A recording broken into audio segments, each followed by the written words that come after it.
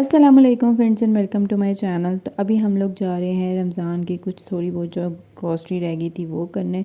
तो हमने कुछ सब्जियां लेके आनी थी और कुछ गोश्त लेके आना था क्योंकि बाकी की चीज़ें हम लोग ले आए थे। तो फिर हम लोग पहले पहुंचे सब्ज़ी वाले के पास और ये भाई ने जो है वो लूट मचा के रखी हुई थी, मतलब इतनी महंगाई कर दी हुई थी ना। अभी रमज़ान आया नहीं है और सब चीज़ें जो है ना उनके रेट डबल हो गए हुए हैं।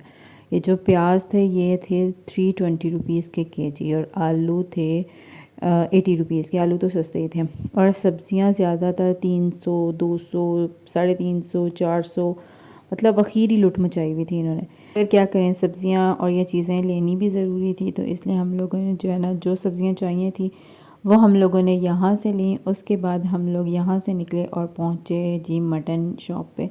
तो यहाँ से जी हम लोगों ने कुछ मटन और बीफ लेना था। मैंने कहा यहाँ का ना ट्राई करते हैं। पहले मेरे हस्बैंड जो है ना वो एक और शॉप से लेके आते थे।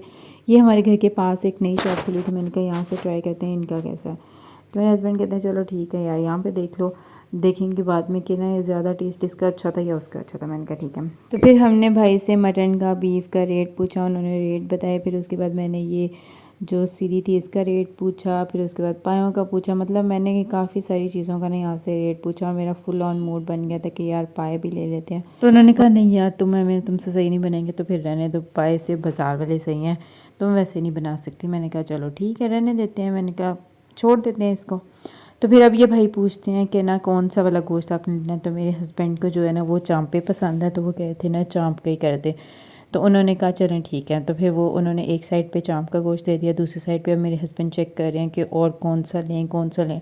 तो और उन्हें कोई पसंद आ नहीं रहा था, तो उन्होंने फिर चांपे ले ली और साथ में बीफ का जो है ना वो ले लिया 1 kg।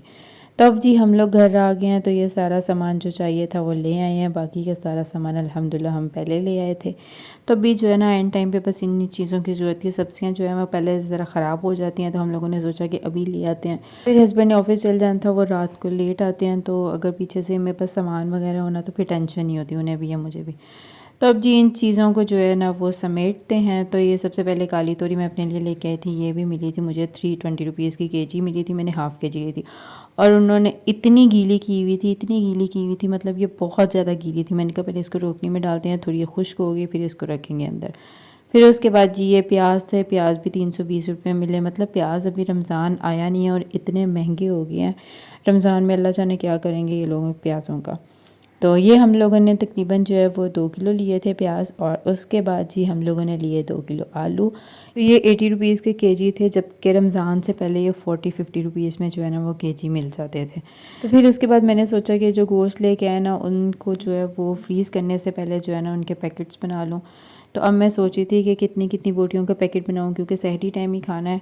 इफ्तारी में जो है वो हम लोग सालन नहीं खाते, सिर्फ सहरी में खाते हैं। तो फिर मैं उस हिसाब से जो है ना वो 2 बंदों के हिसाब से जो है मैं कैलकुलेशन कर रही थी कि कितने हों कितने हों कितने हों। तो फिर मैंने इसके जो है ना वो 1 kg था ये भी। तो इसके फिर मैंने ना 3 इक्वल साइज़ के जो है वो पैकेट बना लिए थे। तकरीबन हर पैकेट में तकरीबन 10 से 11 बोटियाँ जो थी ना वो आ रही थी। तो मैंने कहा चलो ठीक है, एक सहरी के लिए इतने काफ़ी है। तो अब जी ये मैंने 3 पैकेट बनाए हैं, तो अब इनको भी जो है ना वो शॉपर में डालते हैं और फिर इसको भी रखेंगे फ्रीज़र के अंदर। और जब जब ज़रूरत पड़ेगी एक पैकेट निकालेंगे और उसको धोएंगे और फिर जी इसको पका लेंगे। इतना इजी हो जाता है, वरना सारा इकट्ठा फ्रीज़ करें ना तो उससे जो है ना वो उसको निकालना फिर उसकी बोटियाँ अलग करना वो मुश्किल हो जाता है। तो इतना इजी है, एक पैकेट निकाला और यूज़ कर लिया। आप लोग भी जो है ना गोश्त को इसी तरह पहले से पैकेट बना के रख लिया करें ताकि ईज़ी हो आपको कुकिंग करते वक्त। अब ये 3 पैकेट बन गए हैं इसके, और इसको एक बड़े शॉपर में डाल के जो है ना वो रखते हैं फ्रीज़र के अंदर।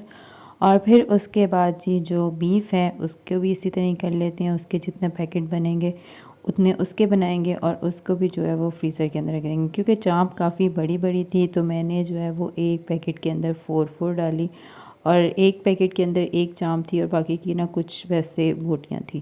तो इस तरह ये भी जो है वो मैंने 3 पैकेट बना लिए थे 1 kg के। तो ये वाला जो है ना ये मैंने पहले अपने हस्बैंड को दिखा दिया था। मैंने कहा यार इतना बहुत है कि इसको ज़्यादा से ज़्यादा कर दूँ। उन्होंने कहा नहीं बहुत है, सिर्फ सहरी में ही खाना है और एक ही दिन खाना है, तो इतना काफ़ी है।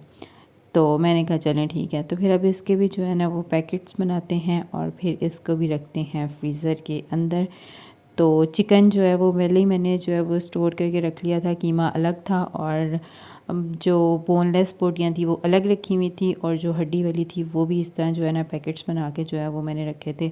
अब इंशाल्लाह जो है ना 10-15 दिन जो है ना वो इंशाल्लाह अच्छे से गुजर जाएंगे। तो फिर उसके बाद जी हम लोग ये अरवी लेके आए थे। ये मेरे हस्बैंड की फ़ेवरेट है, तो हम लोगों ने ये भी ली थी और ये हमें मिली थी 350 रुपये की केजी। तो ये मैंने आधा केजी लिया क्योंकि मुझे इतनी पसंद नहीं है, मेरे हस्बैंड को पसंद है, तो उनके लिए एक दिन जो है वो बहुत है। तो अभी ये सारी सब्ज़ियाँ जो हैं ये बाहर पड़ी रहेंगी क्योंकि इतनी गीली हुई है ना, जिस तरह इनको ना सही से नहलाया हो।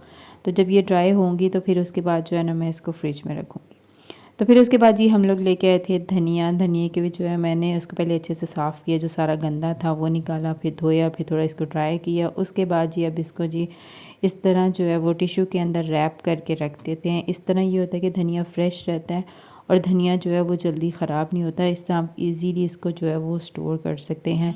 10 से 15 दिन के लिए जो है ना वो स्टोर हो जाता है और ख़राब नहीं होता, वरना आम रूटीन में वैसे बाहर पड़ा रहना तो बहुत जल्दी ख़राब हो जाता है। तो इसी तरह ही जो है ना फिर मैं पुदीने का भी किया। पुदीने के पत्ते उतार लिए थे, फिर उसको मैंने धो के अच्छे से ड्राई कर लिया था। ड्राई करने के बाद अब इसको भी जो है ना इसी तरह टिश्यू के अंदर जो है ना वो रैप करके रख देंगे। और धनिया पुदीने को जो है ना मैं इस तरह रैप करके प्लास्टिक के पैकेट में नहीं रखूँगी, बल्कि एक बॉक्स में रखूँगी, जो एयर टाइट कंटेनर होगा ना उसके अंदर जो है ना इस तरह ये दोनों को रख दूँगी और जब ज़रूरत पड़ेगी थोड़ा निकाल के यूज़ कर लूँगी। और ये 15 से 20 दिन जो है ना वो ऐसे ही फ्रेश रहेगा, बिल्कुल भी ख़राब नहीं होगा और गलेगा भी नहीं। तो ये दोनों चीज़ें जो है ना इस तरह हो गई हैं। फिर उसके बाद ये पालक पड़ी हुई थी, तो अब इस पालक को काटेंगे और फिर इसको भी जो है ना वो फ्रीज़र में स्टोर करके रख देंगे। तो आज का व्लॉग यहीं तक था। वीडियो अच्छी लगे तो लाइक करिएगा, चैनल को सब्सक्राइब करिएगा और प्रेस द बेल आइकॉन ज़रूर प्रेस करिएगा।